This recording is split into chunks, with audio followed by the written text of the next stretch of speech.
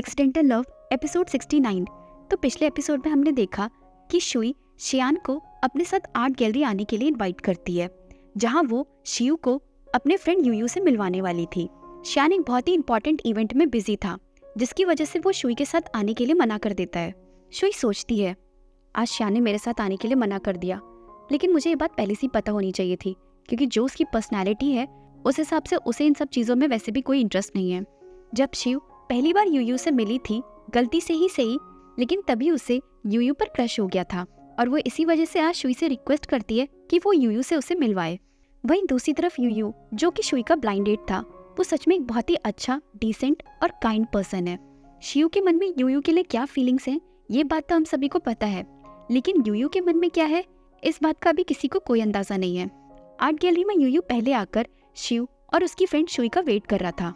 तभी हम देखते हैं कि शुई और शिव दोनों वहां पर पहुंच जाते हैं, लेकिन बाय चांस ही सही यूयू और शिव की ड्रेस का कलर मैच हो जाता है।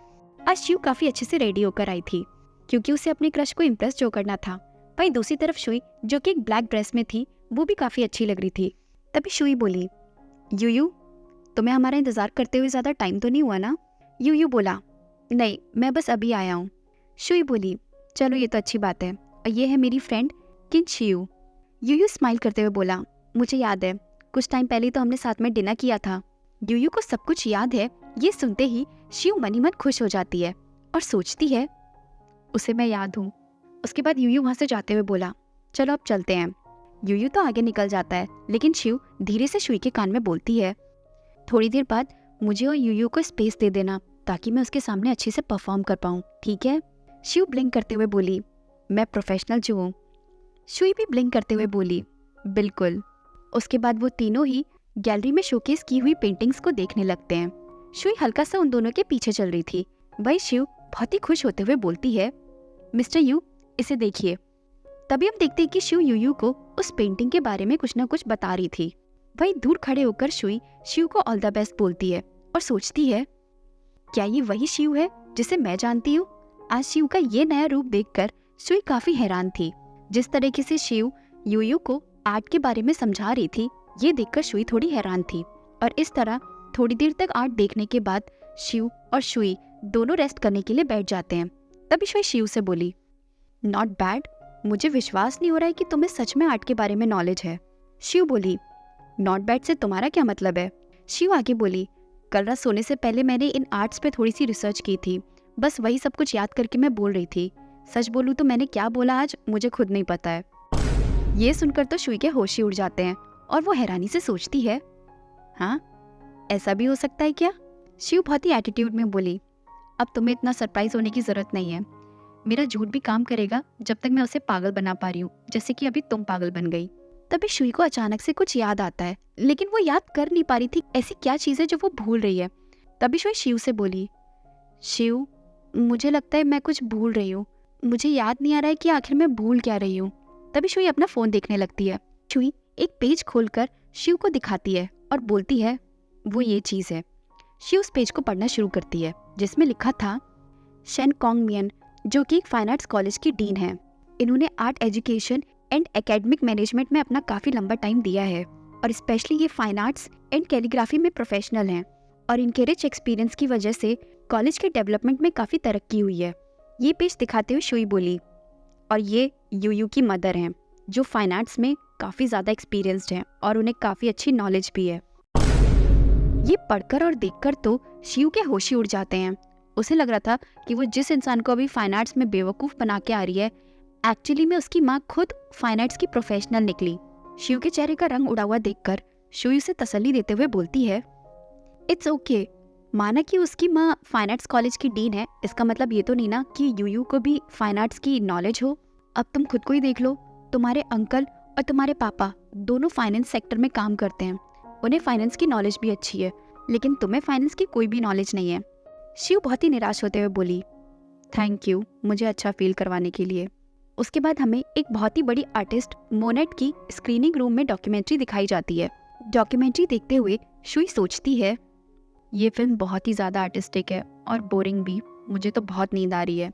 डॉक्यूमेंट्री देखने बहुत ही कम लोग आए होते हैं, लेकिन जितने भी लोग आए होते हैं वो सब डॉक्यूमेंट्री को बड़ी ही ध्यान से देख रहे होते हैं। सिवाय एक के, और वो थी शिव, जिसका फोकस डॉक्यूमेंट्री पे नहीं अपने पास में बैठे हुए यूयू पर था। वहीं दूसरी तरफ यूयू भी डॉक्यूमेंट्री को काफी सीरियसली देख रहा था। यूयू को इतना सीरियसली देखते हुए शिव सोचती है, यूयू की मदर एक आर्ट एकेडमी की डीन है, यानी यूयू अपने आसपास आर्ट को देखकर ही बड़ा हुआ है। स्पेशली दुनिया के मशहूर आर्टिस्ट मोरेट के काम के बारे में भी यूयू को अच्छे से पता होगा, और इतना सब जानने के बाद भी इसने मेरे झूठ को एक बार भी एक्सपोज नहीं किया। मैं जो भी बकवास करती गई ये चुपचाप सुनता गया, यहाँ तक कि ये बोरिंग सी मूवी भी मेरे साथ देखने आ गया, जिस मूवी को इसने ऑलरेडी देख रखा है। तो इन सब का मतलब तो एक ही हुआ कि इसका भी मुझ पर क्रश है। शिव मनी मन बहुत खुश हो रही थी। उसे लग रहा था कि यूयू पूरे टाइम उसके साथ रहा, उसकी बकवास सुनी, क्योंकि यूयू भी उसे पसंद करता है। उसके बाद शिव एक आंख बंद करके और धीरे से यूयू की तरफ झुकते हुए आगे सोचती है, तो क्यों ना फिर मैं एक छोटा सा टेस्ट करके देखूं। शिव नींद का बहाना करते हुए यूयू के कंधे पर अपना सर रखने की कोशिश करती है, लेकिन वो इससे पहले ऐसा कुछ कर पाती यूयू तुरंत पीछे हट जाता है और बेचारी शिव अपने मकसद में कामयाब नहीं हो पाती है। तभी यूयू शिव से बोला, क्या हुआ, तुम्हें नींद आ रही है? हाँ बस थोड़ी सी, शिव थोड़ा हिचकते हुए बोली। यूयू आगे बोला, तो क्या मैं तुम्हें घर छोड़ दूं? शिव स्माइल करते हुए हाँ कर देती है। उसके बाद तीनों घर जाने के लिए निकल जाते हैं। तभी शुई शिव से बोली, हम इतनी जल्दी जा रहे हैं? आखिर हमें कितनी देर हो गई है यहाँ पर? मैंने तो अभी तक कुछ मजे ही नहीं किए। शुई को आर्ट्स के बारे में कोई भी नॉलेज नहीं थी, इसलिए वो और भी ज्यादा थका हुआ महसूस कर रही थी। तभी शिव शुई को खींचते हुए ले जाने लगती है और बोलती है, जल्दी चलो, वो मुझे खुद घर छोड़ने जा रहा है। शुई इस वक्त इतना ज्यादा थक गई थी कि वो शिव की एक भी बात नहीं सुन रही थी। शिव आगे बोली, और तुम्हें पता है इसका क्या मतलब होता है? और इस तरह शिव बोले जा रही थी, लेकिन शुई उसकी बात पे कोई ध्यान नहीं दे रही थी। तभी शुई की नजर सामने पड़ती है। एक बहुत ही लंबे से आदमी को देखकर शुई सोचती है, वो उधर काले कपड़ों में खड़ा हुआ इंसान कितना लंबा है। आजकल ऐसे लंबे लंबे और हैंडसम लड़के देखने को मिलते कहाँ हैं? जरा देखूं तो है कौन ये? एक मिनट, सामने शुई देखकर हैरान रह जाती है। तभी हम देखते हैं जिस लंबे आदमी को देखकर शुई अपनी आंखें सेकना चाहती थी, वो कोई और नहीं बल्कि श्यान ही होता है। श्यान को देखकर हैरानी में शुई आगे सोचती है, श्यान? तो आखिरकार ये आ ही गया। वहीं हम देखते हैं कि श्यान इशारे में शुई को अपने पास बुलाता है और श्यान को देखते ही शुई ब्लश करते हुए तुरंत श्यान के पास दौड़ती हुई चली जाती है। वहीं दूसरी तरफ श्यान को देखकर शिव सोचती है, अंकल? नहीं, ये मेरे अंकल कैसे हो सकते हैं? उम्मीद करती हूँ ये सिर्फ मेरी इमेजिनेशन हो, मेरे सच्ची वाले अंकल नहीं। वहीं शुई श्यान से पूछती है, तुमने तो कहा था कि तुम आज नहीं आ पाओगे। इससे पहले कि श्यान शुई के सवाल का जवाब देता, वो तुरंत शुई का हाथ पकड़ लेता है और सामने देखकर बोलता है, तो ये है वो तुम्हारा दोस्त।